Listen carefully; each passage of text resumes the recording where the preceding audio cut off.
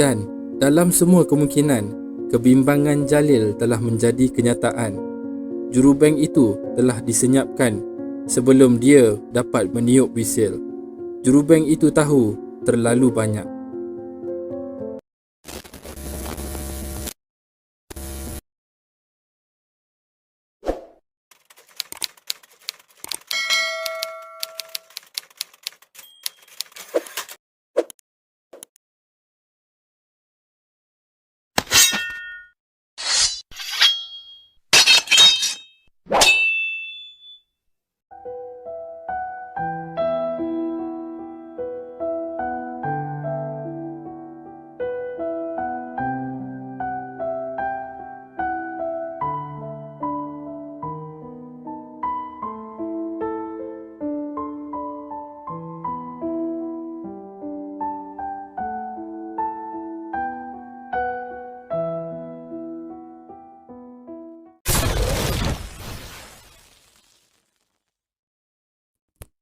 Di mata dunia, bekas pengerusi Bumiputera Malaysia Finance Lauren Ismail Osman yang meninggal dunia dalam buangan di London pada hari Isnin lalu adalah pegawai bank yang tidak diketahui sehingga salah seorang juruauditnya, Jalil Ibrahim, dibunuh pada bulan Julai 1983 di Dusun Pisang di Hong Kong. Lauren 79 dan berbangsa Serani dari Pulau Pinang dan bekas penganut Kristian akhirnya membuat pengakuan bersalah di London pada tahun 1993 di bawah rayuan untuk kecuaian kewangan kerana memberi pinjaman tanpa cagaran untuk sebanyak RM2.5 bilion pada tahun 1980-an kepada George Tan, seorang penduduk Sarawak yang mengetuai kumpulan syarikat Carrion sehingga ia runtuh seperti rumah kad daun teruk.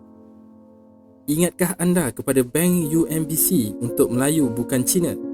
Ia juga ada kaitan dengan skandal BMF yang dalangnya adalah VVIP hingga juruaudit Bank Bumiputera Jalil Ibrahim dibunuh di Hong Kong pada 1983. Sehingga sekarang, RM2.5 bilion adalah satu jumlah yang besar untuk dicuri dan diambil keluar dari negara ini tanpa penglibatan mana-mana pemimpin tertinggi kerajaan. Sistem kewangan Malaysia membuat ini hampir mustahil dan lebih cenderungnya tawaran seperti ini dilakukan bagi pihak pemimpin paling atas. Ia adalah refleksi sedih kerana hampir 30 tahun dan Lauren akhirnya meninggal dunia. Roda rasuah masih sibuk berputar di Malaysia. Sistem ini tidak pernah berubah tetapi sebaliknya berkembang secara mendadak dengan lebih buruk. Yang paling jelas ialah skandal rasuah kapal selam Skopin yang melibatkan Perdana Menteri Najib Razak dan menjangkaui 3 negara, Malaysia, Perancis dan Mongolia.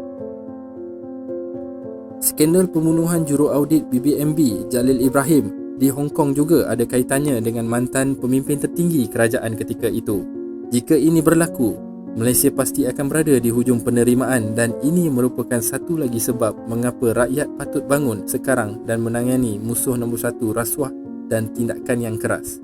Apabila mayat Jalil ditemui, satu-satunya yang mengaitkan beliau dengan Malaysia adalah duit shilling yang terperangkap di dalam lapisan seluarnya. Beliau tidak mempunyai dompet atau apa-apa jenis pengenalan pada dirinya, tetapi rakan sekerjanya telah melaporkan ia hilang 24 jam lebih awal. Polis Hong Kong terjumpa diary peribadi Jalil dan beberapa surat yang mendedahkan bahawa beliau telah terjumpa sesuatu cara penyelewengan yang besar di BMF. Suruhanjaya Bebas Menentang Rasuah ICAC Hong Kong bertanya Lauren, "Kamu telah berjuang selama ini untuk manfaat orang lain. Bukankah masa untuk melakukan sesuatu untuk faedah kamu sendiri?" Oleh itu, perjanjian ini dimeterai. Kerana Lauren tidak akan mengaku salah dengan rasuah dan sudah tentu tidak mengaku kepada semua 43 charge, pendakwa Hong Kong mencadangkan satu charge kecuaian kewangan yang akhirnya diterima Lauren. Lauren yang telah melarikan diri ke London pada tahun 1983 untuk mengelak daripada diekstradisikan ke Hong Kong, menghabiskan masa 2 bulan di penjara Stanley di tanah jajahan mahkota British sebelum dibebaskan. Pengakuan bersalah Lauren menutup fail kes yang telah lama berjalan. Beliau terus menuntut tidak bersalah apabila beliau dibebaskan dan mengetepikan Jalil, namun mengakui bahawa terdapat kekurangan penyeliaan dan pengawasan di BMF di bawah pemerhatiannya. Beliau tidak pernah kembali ke Malaysia, di mana syak wasangka bahawa dia telah melindungi pesalah-pesalah lain yang terlibat dalam skandal kewangan BMF. Jejak itu dipercayai menuju terus kepada mantan Perdana Menteri. Pengeluaran wang George Tan difahamkan hanya saluran untuk membawa wang keluar dari BMF. Tiada bukti pernah ditunjukkan di mana-mana bahawa pinjaman besar-besaran yang diambil dari BMF adalah sepenuhnya bagi tujuan menjalankan perniagaan. Sebaliknya, kejatuhan pasaran hartanah Hong Kong disalahkan apabila pinjaman tersebut tidak tercapai. Lorraine Tan dan ahli perniagaan kecil Mak Fut Tan yang disabitkan kesalahan atas pembunuhan Jalil dan 3 pengarah BMF yang lain.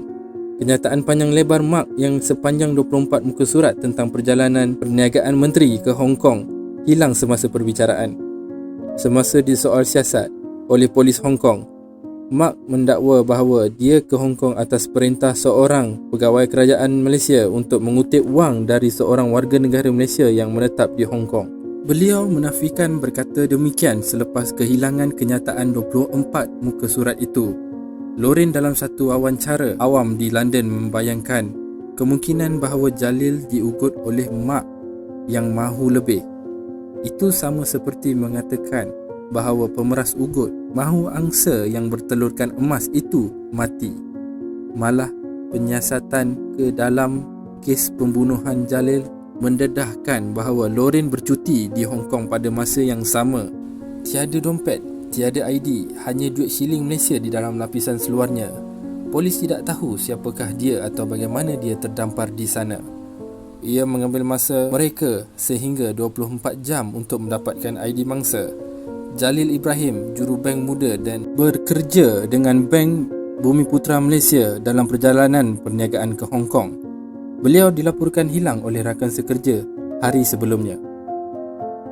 Polis tidak mempunyai banyak maklumat sehingga mereka terjumpa dari peribadi bank dan surat mangsa.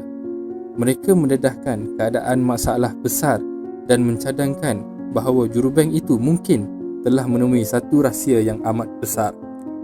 Sewaktu polis mengkaji surat menyurat, mereka mula mengesyaki bahawa Jalil mungkin telah menemui rahsia maut, penyelewengan kewangan dan pertubuhan serantau berbahaya yang jika didedahkan tidak hanya mengancam nyawanya tetapi juga memusnahkan bank dan kompromi negaranya. Dan dalam semua kemungkinan, kebimbangan Jalil telah menjadi kenyataan. Jurubank itu telah disenyapkan sebelum dia dapat meniup wisil. Jurubank itu tahu terlalu banyak. Tetapi apa yang dia tahu dan mengapa dia dibunuh?